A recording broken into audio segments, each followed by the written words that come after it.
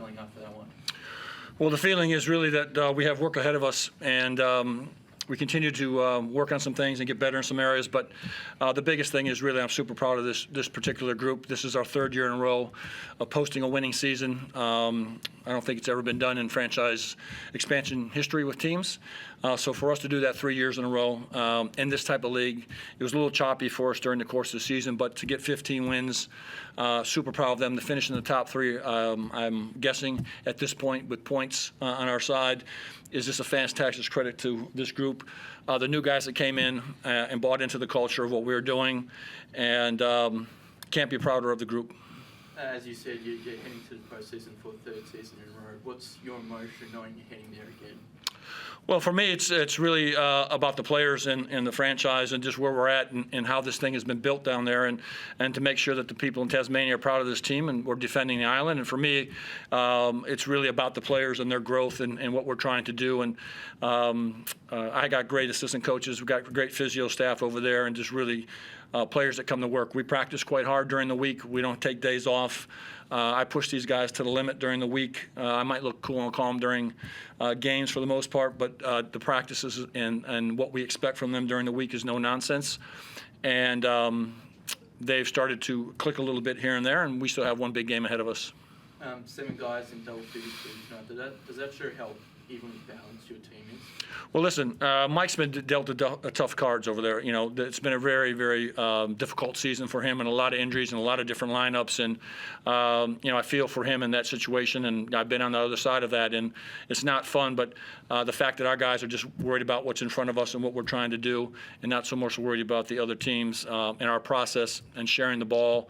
I think we're 1 or 2 in the league in scoring and number 1 in the league in 3-point percentage. So I think we've improved in that area from last year, and I think we're still ranked relatively high defensively. So there's areas that we can get better at, but again, I'm just proud of the group to get 15 wins in a season like this with the competition the way it is.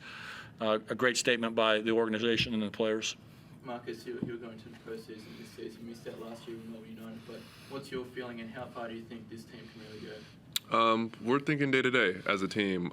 We have one thing on our mind, and it's a big goal, and that's what we've been thinking about the whole time, and we ain't got nothing else to do but keep winning. Marcus, do you feel like the way the team's playing now, like it's 4 out of your last 5 that you've won, and you have a night like this where everyone's involved and having a contribution, do you feel like you guys are kind of peaking at the right time of the year with all the stuff you've been through earlier in the season? I think it's like Coach said, it goes into how we go in our practices, how we go in our day-to-day. We work hard every day. We take no days off, and that takes a big credit to Coach and big credit to our guys coming in with a great mindset. How do you come into a game like this knowing that you're probably going to win against an undermanned side and not get any kind of complacency as a group?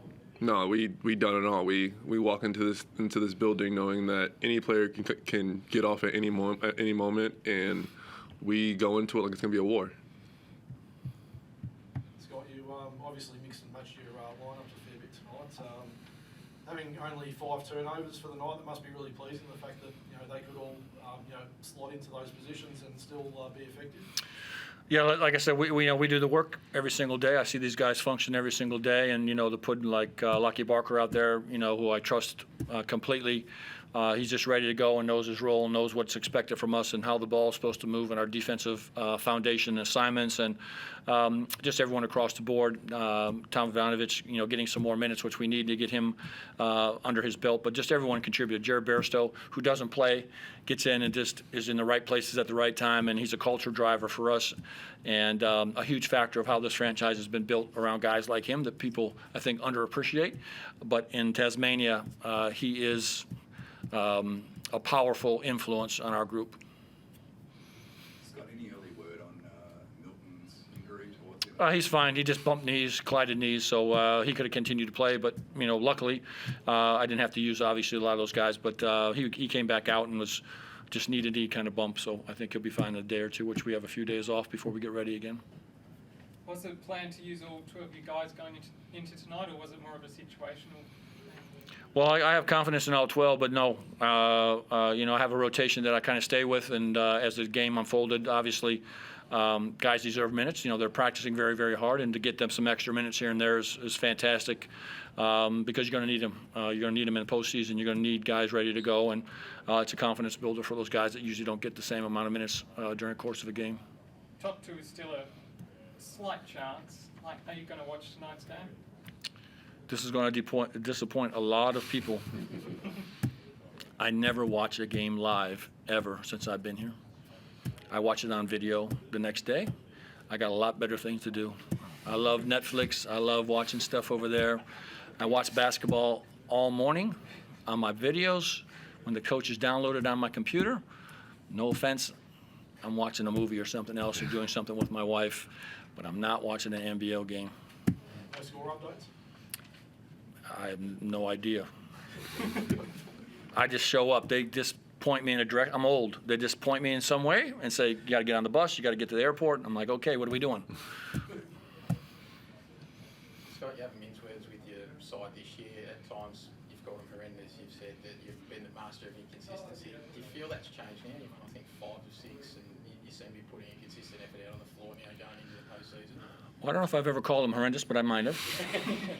Inconsistent without question. Again, I don't get on the players in these situations here in behind closed doors or in practices where I demand from them.